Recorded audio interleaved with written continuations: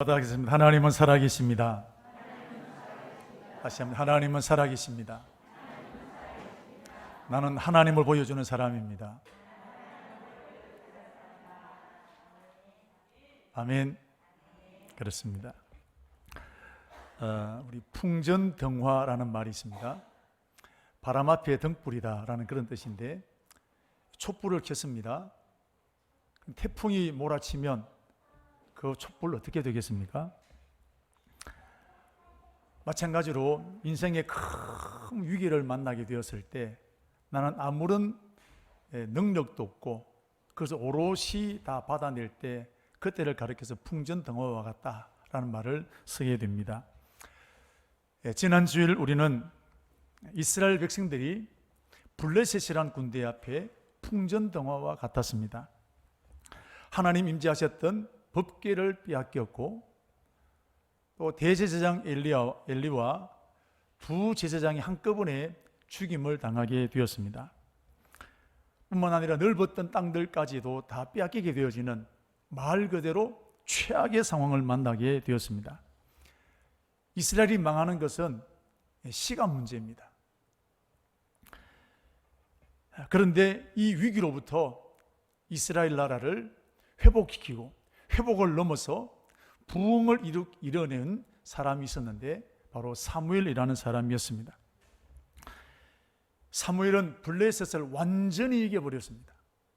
그래서 백성들이 함께 기뻐하면서 그 기념물로 돌 하나를 세웠습니다. 그리고 돌 이름을 짓기를 에벤에셀, 하나님께서 여기까지 우리를 도우셨다라는 뜻으로 기념물을 세우게 되었습니다.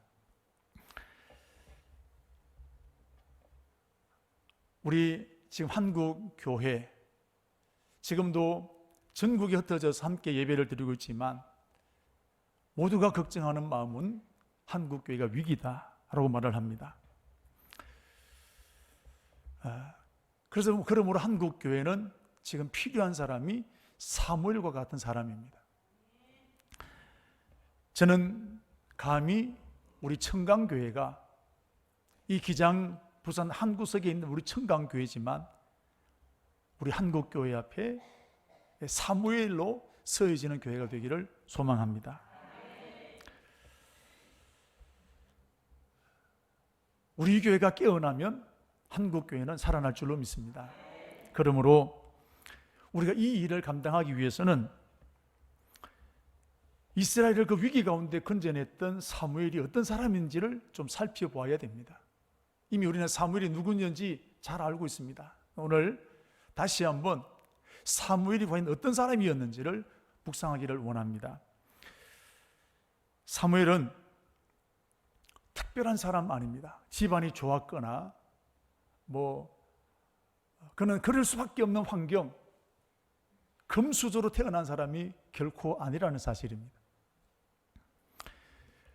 그러나 이 사무엘에게는 좋은 부모를 만났습니다. 특별히 좋은 어머니를 만나게 되었는데, 자, 그러면 좋은 부모는 어떤 사람일까요?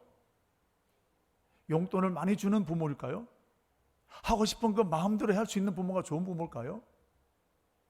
그가 원하는 것은 무엇이든지 다 해줄 수 있는 부모, 그런 부모가 좋은 부모일겠습니까? 그러나 대신 잔소리하지 않는 부모, 이런 부모 좋은 부모일 수 있습니다. 그러나 이런 기준으로 볼 때 사무엘의 어머니 한나는 좋은 어머니가 아닙니다. 사무엘의 어머니는 상처투성이였습니다. 결혼을 했는데 오랫동안 아이가 생기지 않았습니다. 그래서 오죽해서 남편이 두 번째 부인을 얻었는데 그 두 번째 부인에서 아이가 태어났습니다. 아이가 태어나니까 이 두 번째 부인이 한나를 무시하고 조롱하고 비웃고 한 여인이 감당해내기가 너무 고통을 정도로 아주 못살게 굴고 자존심을 갉아먹었던 사람이 브닛나였습니다. 자, 이렇게 한마디로 이 한나의 마음에는 상처투성이었습니다. 그럼 이렇게 상처 많은 사람의 특징이 뭐냐면 열등감이 많습니다. 또 상처 많은 사람은 자기를 형편없는 사람으로 봅니다. 그래, 내까지 이렇게 뭘 하겠냐. 자기를 자꾸 하대시킵니다. 그래서 술에 찌들거나 때로는 사치로 자기 부족한 것을 채우려고 하는 사람들이 의외로 많이 있습니다. 또 어떤 사람은 그 상처에 대한 가슴을 안고 복수를 꿈꾸고 살아가는 사람들도 굉장히 많이 있습니다. 내 언젠가는 갚아주겠다, 언젠가는 복수하겠다는 사람들도 굉장히 많이 있습니다. 한나는 평생 이런 상처 속에 살아갈 사람입니다. 아이를 낳고 싶었지만 아이가 생기지 않았습니다. 이게 인력으로 될 일이 아니지 않겠습니까? 그러면 이제 한나는 평생 그렇게 시달리고 조롱받고 멸시받고 살아갈 여인입니다. 그런데 한나는 상처받지 않았습니다. 오히려 당당했습니다. 그 상처를 다 이겨내는 사람이 되었습니다. 그 비결이 뭘까요? 한나는 기도하는 사람이었습니다. 한나는 속상할 때, 괴로울 때, 울고 싶을 때, 해결책이 보이지 않을 때 하나님 앞에 자신의 마음을 다 쏟아냈습니다.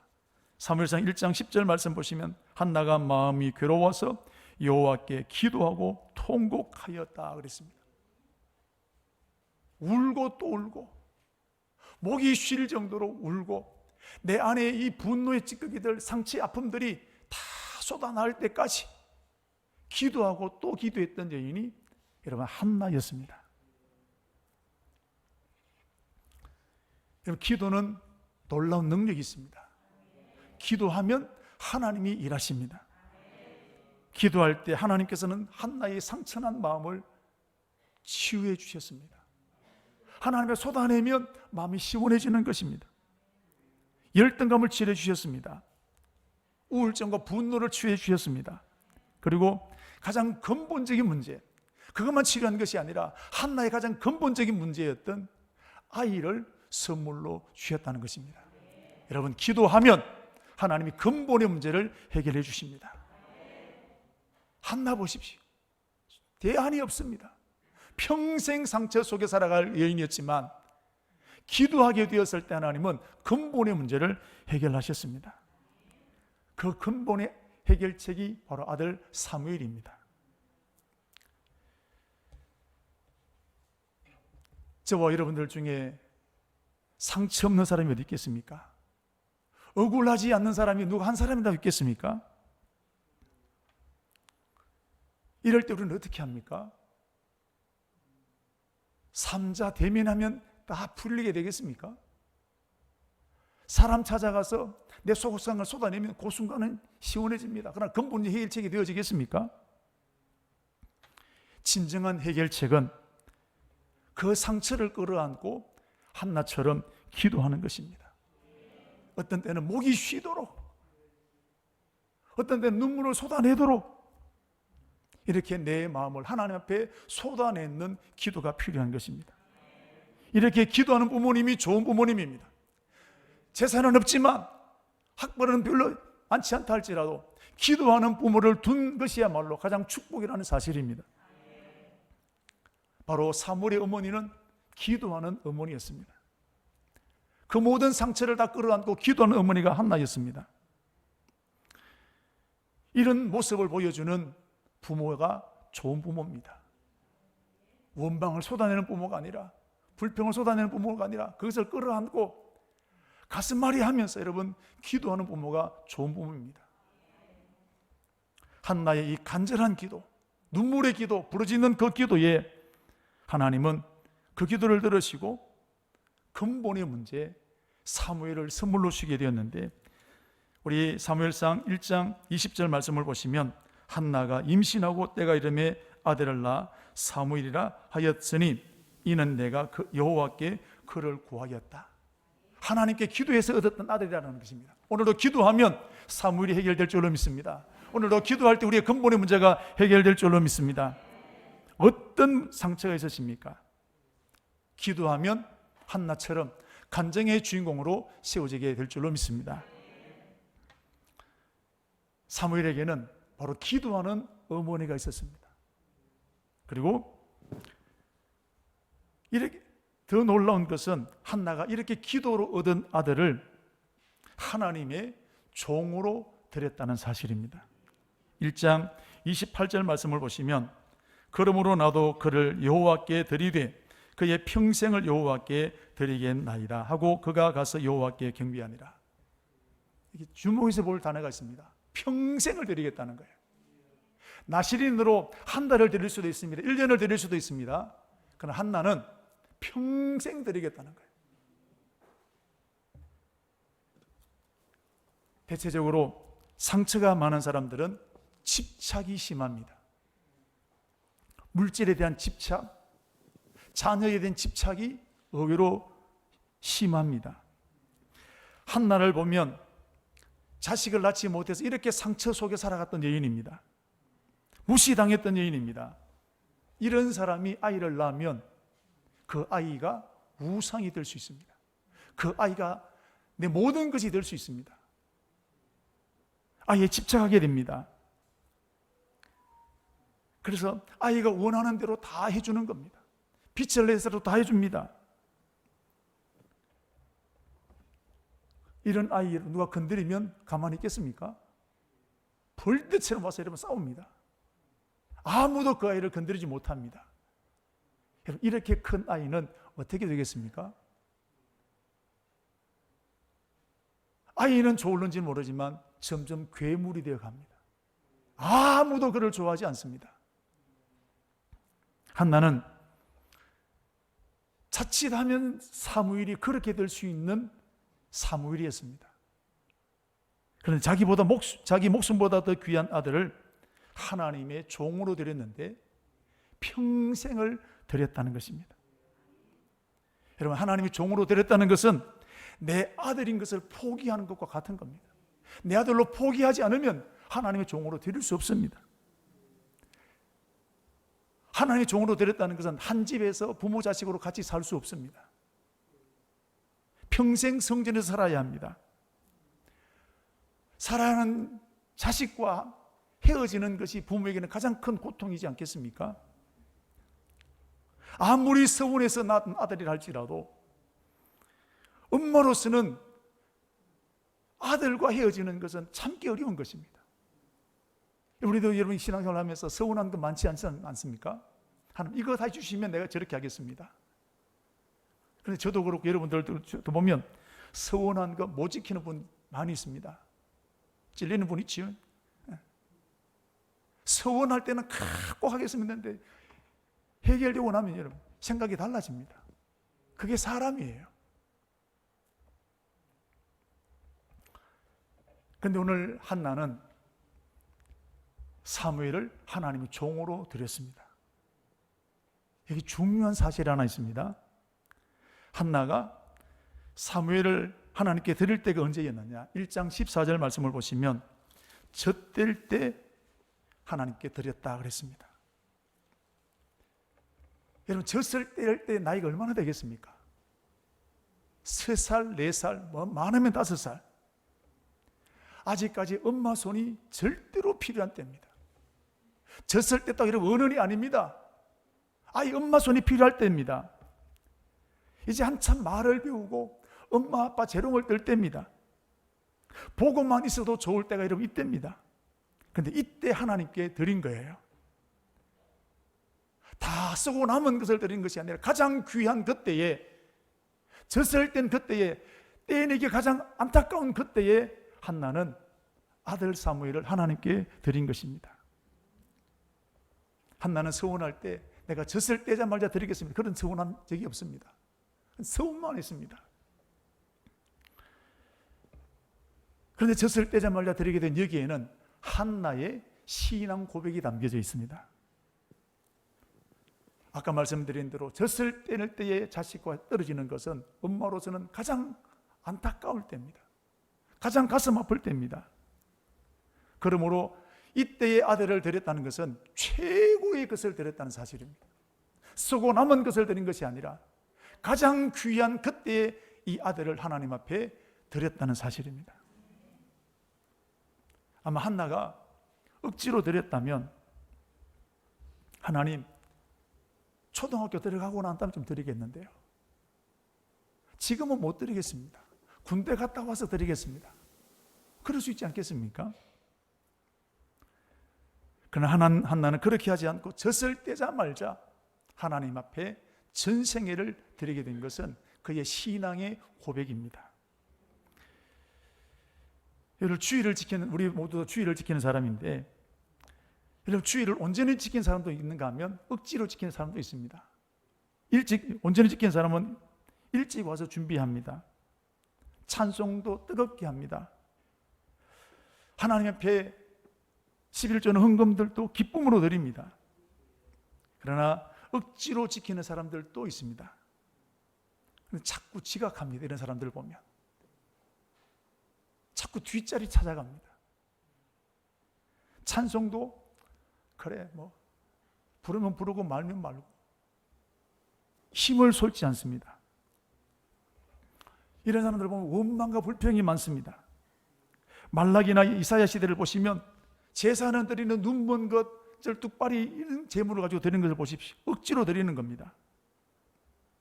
사랑하는 우리 성도 여러분, 오늘 이 한나는 가장 귀한 것을 드렸습니다. 하나님은 우리의 마음과 정성이 담겨 있는 예물을, 우리 자신을 받으시기를 원하시는 것입니다. 하나님, 주일을 이런 마음으로 드리기를 축복합니다. 10의 1조를 드리건 이런 헌금을 드릴 때 이런 온전한 마음으로, 감사한 마음으로 드리게 되기를 축복합니다.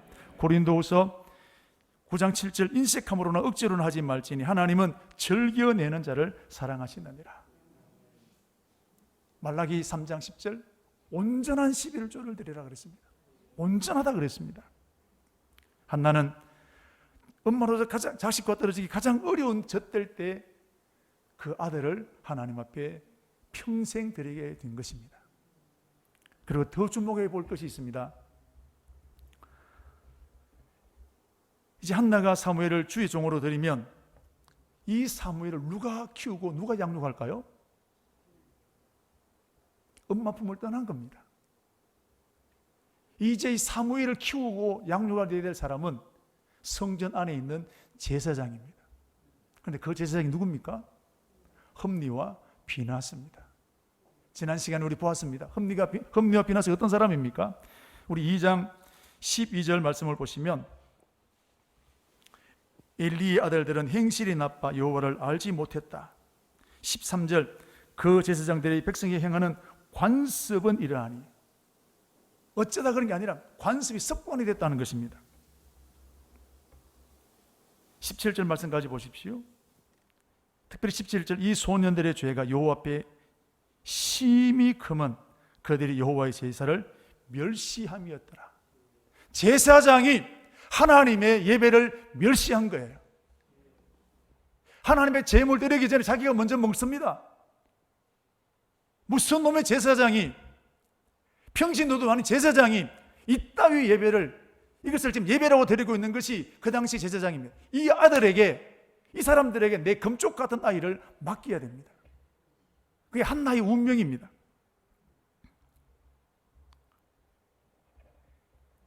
여러분, 학교에서 우리 선생님을 만나지 않습니까? 실력이 떨어지는 선생님에게 내 아이를 맡기겠습니까? 판을 바꿔달라고 이런 막 진정도 넣고 그러지 않겠습니까? 한나 입장에 보면 할 말이 많습니다. 하나님, 이 아들이 어떤 아들입니까? 하나님이 주신 아들 아닙니까?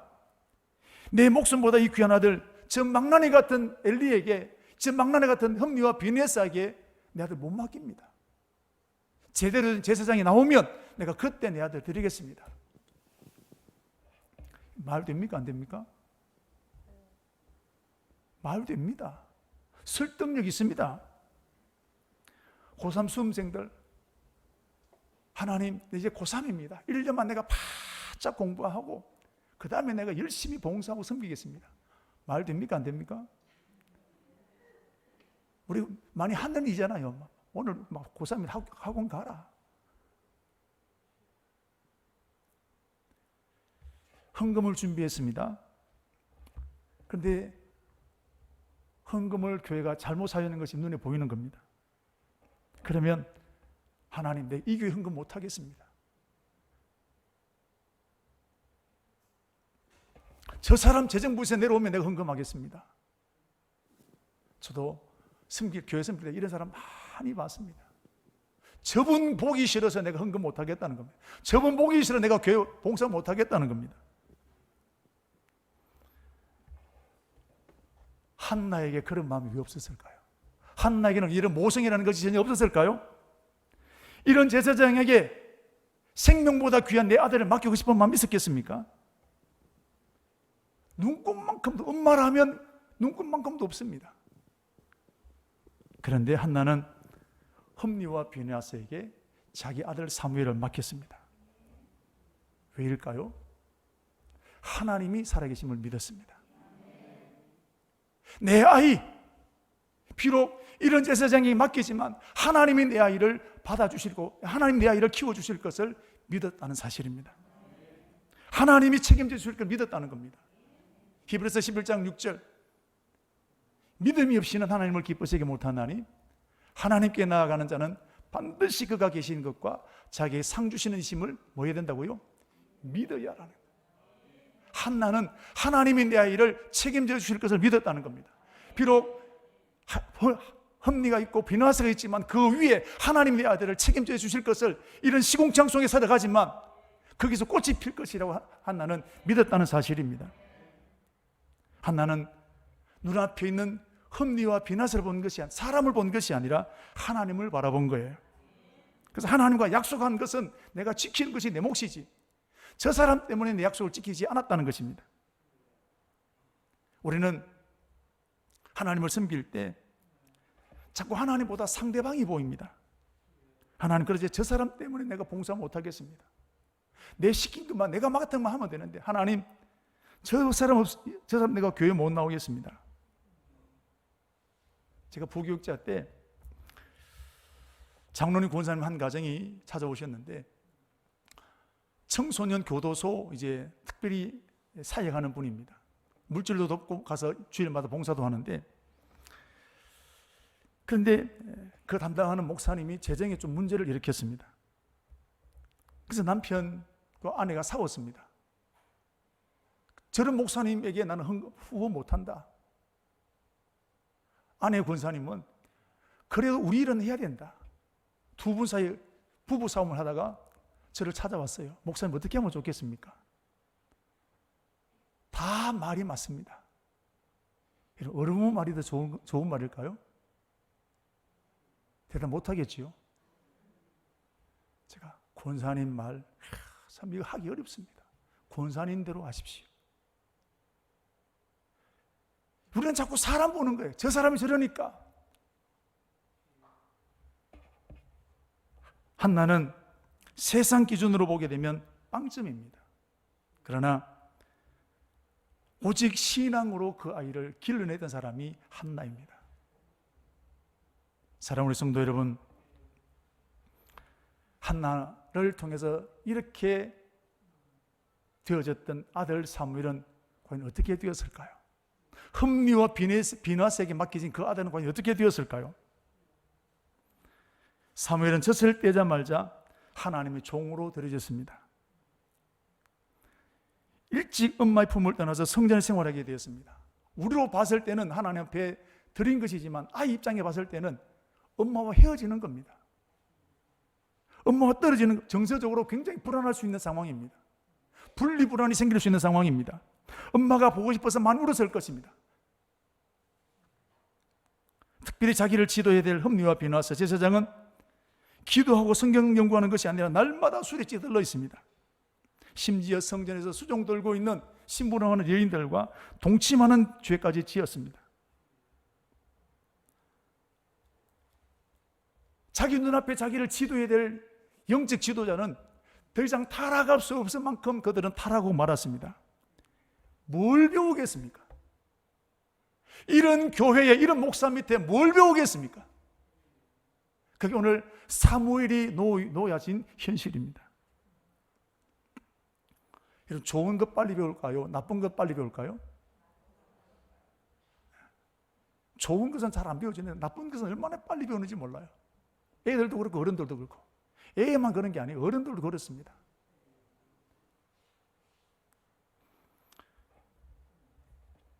칭찬하는 게 쉽습니까? 험담하는 게 쉽습니까?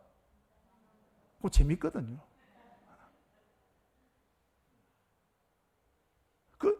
아닌다 하면서 우리는 그 짓을 하고 있단 말입니다. 왜? 재밌으니까. 어떤 교회에 남성교회가 있습니다. 1차 모임 원래를 잘 마쳤습니다. 2차 모임 어디 갔을까요? 기도원 갔을까요? 그 교회는 전통이 2차 가는 겁니다. 집사님들끼리 2차 가서 생맥주집에 가서 맥주 마시고, 교회 처음 와서 남성교회 갔습니다. 처음에 이게 뭐지?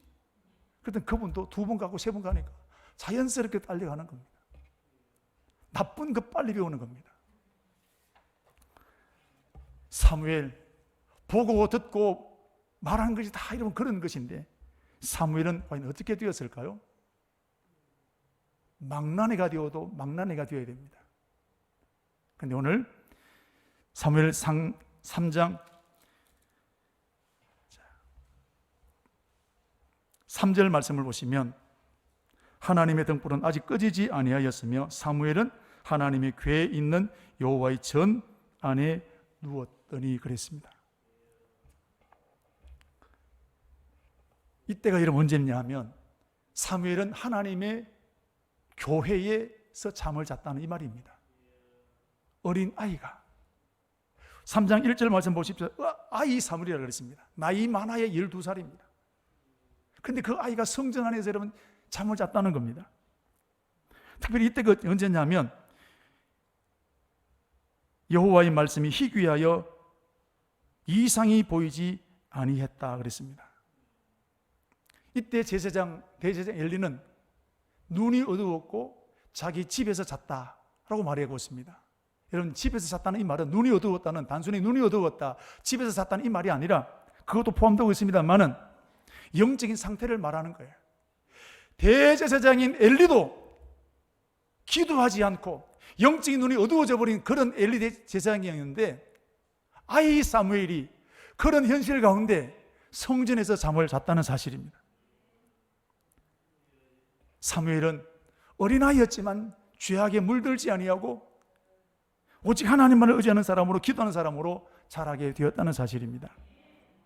상황을 종합해 보면 사무엘은 망해야 됩니다. 망나니가 되어야 됩니다. 그런데 사무엘은 믿음의 사람으로 세워지게 되었다는 사실입니다. 왜요? 하나님이 책임져 주신 겁니다. 믿음으로 결단하게 되었을 때 하나님은 섭리를 뛰어넘고 비나스를 뛰어넘어서 하나님의 사람으로 만들어 놓으신 겁니다. 믿음으로 살면 하나님이 책임져 주시는 것입니다. 한나가 자기 목숨보다 그 귀한 아들을 젖대자마자 드리게 되었는데, 그 선생님이 개판이었는데, 엉망이었는데, 하나님은 그 아들을 기도하는 아들로 세워주셨다는 사실입니다. 한나는 이런 아들을 망나니 같은 제사장에 맡겨놓고 잠이 없겠습니까? 아마 날마다 기도했을 거예요. 하나님, 물들지 않게 해주십시오. 기도하는 사람으로 세워지게 해주십시오. 한나는 사무엘이 모르지만 어머니로서 아마 피눈물을 쏟고 그 아이를 위해서 기도했을 것입니다. 그 기도 덕분으로 한나는 이렇게 기도하는 사람으로 세워지게 된 것입니다. 기도는 환경을 뛰어넘는 능력이 있습니다. 기도는 사람을 뛰어넘는 능력이 있음을 보게 됩니다. 이렇게 사무엘은 기도하는 사람으로 자라게 되었습니다. 아무도 기도하지 않았던 그때에, 제사장도 대제사장도 기도하지 않았던 그때에 아이 사무엘은 기도하는 사람이 되었다는 사실입니다. 한국 교회, 지금 이런 사람이 필요한 겁니다. 영적인 힘을 잃어가고 있는 이때에 교회를 살려야 된다고 여러 사람들이 말을 하고 있습니다. 한국교회 이것이 잘못되었다고 지적하는 사람들이 많이 있습니다. 그러나 이런 교회를 끌어안고 기도하는 사람은 별로 없습니다. 그러므로 지금이야말로 이 터진 데를 막아서는 기도하는 사물 같은 사람이 필요한 것입니다. 저는 우리 청강교회가 이 일에 쓰임받고 싶습니다. 우리 청강교회가 하나님이 살아계신 것을 보여주는 교회가 되고 싶습니다. 주님의 재림을 준비하는 교회, 그런 교회가 우리 청강교회가 되기를 원합니다. 이거 생각하면 여러분 가슴이 뜁니다. 제가 사무엘을 보면서 도전받은 것이 있습니다. 사무엘은 어린아이였습니다. 아무런 능력도 없었습니다. 기도 응답 한 번도 받아본 적도 없습니다. 하나님께서 불렀는데도 하나님 불러셨는지 엘리가 불렀는지 구분을 못할 정도로 하나님 앞에 응답받은 적도 없었습니다.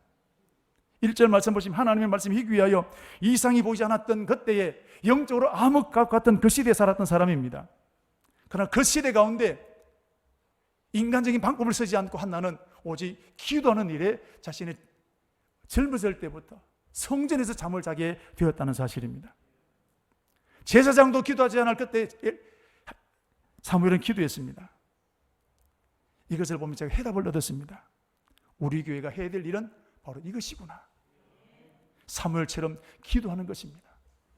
우리 교회는 큰 교회가 아닙니다. 좋은 프로그램 있는 교회도 아닙니다. 시설도 부족합니다. 그러나 우리 교회가 할 수 있는 건 기도는 할 수 있습니다.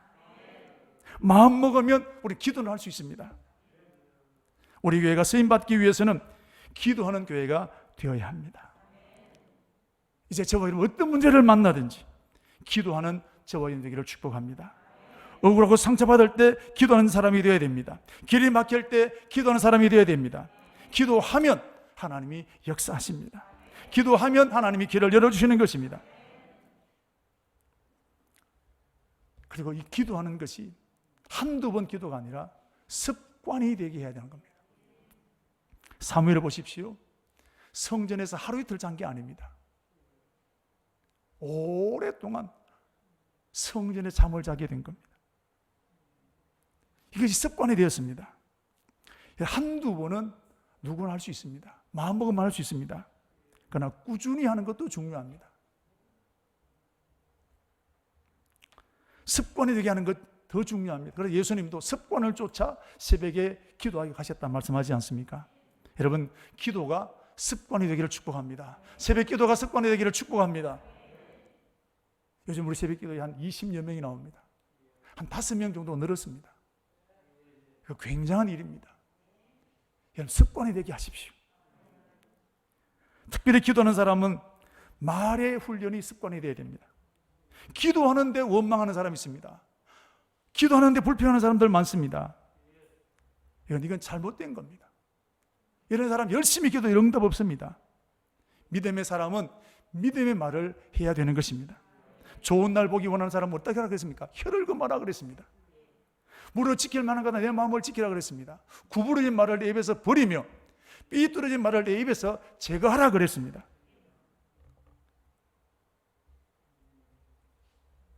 그래서 쌓은 선에서 선을 내고 산 악에서 악을 낸다고 말씀하셨고 경건에 이르기를 연습하라 그랬습니다. 그게 마을 훈련입니다. 우리는 기도하는 사람들 마을 훈련 되어지기를 축복합니다. 축복의 말을 해야 됩니다. 믿음의 말을 선포해야 됩니다. 믿음이 뭐로 나타나느냐? 말로 나타나는 겁니다. 기도 열심히 했는데 부정적인 말로 그럼 믿음이 없는 겁니다. 기도한 대로 말하십시오. 그것이 여러분 기도가 그것이 응답되어지는 것입니다. 자, 이런 사무엘, 하나님이 어떻게 하셨을까요? 찾아오셨습니다. 4절 말씀, 여호와께서 사무엘을 부르시는지라. 언제 올지 몰랐지만 사무엘은 영적으로 혼탁한 그때에 하나님 말씀이 희귀해 보이지 않은 그때에도 끌어안고 아무도 기도하지 않았던 그때 끌어안고 기도하게 되었지만 하나님은 그걸 보신 거예요. 그래서 하나님이 사무엘을 찾아오셨습니다. 특별히 하나님 사무엘을 찾아오셨을 때가 영적인 암흑기, 하나님의 이상이 보이지 않았던 그때 찾아오셨다고 말씀하셨습니다. 이때 사무엘은 어린아이였습니다. 한 번도 하나님의 성을 들어보지 못했습니다. 성전에 대제사장도 있었고 제사장도 있었습니다. 그런데 그들을 부르지 아니하고 어린아이 사무엘을 불러주셨습니다. 이유는요, 기도하는 사람이기 때문에 그렇습니다. 오늘도 하나님은 목사를 부르시는 게 아닙니다. 몇십 년 교회 다니는 사람 부르는 게 아니에요. 기도하는 사람을 부르시는 겁니다. 이런 사무엘을 통해서 블레셋을 해결하셨습니다. 이런 사무엘을 불러서 위기에 빠진 이스라엘을 건져내고 영적인 부흥을 일으켰던 분이 하나님이십니다. 이런 사무엘이 뭘 할까 싶었는데 하나님이 그를 쓰시니까 역사를 바꾸고 나라의 새바람을 일으키는, 부흥을 일으키는 원동력이 되었던 사무엘이 되었던 것을 보게 됩니다. 사랑하는 우리 성도 여러분, 하나님이 찾으시는 사람은 어떤 사람일까요? 지금도 하나님은 사무엘을 찾고 계십니다.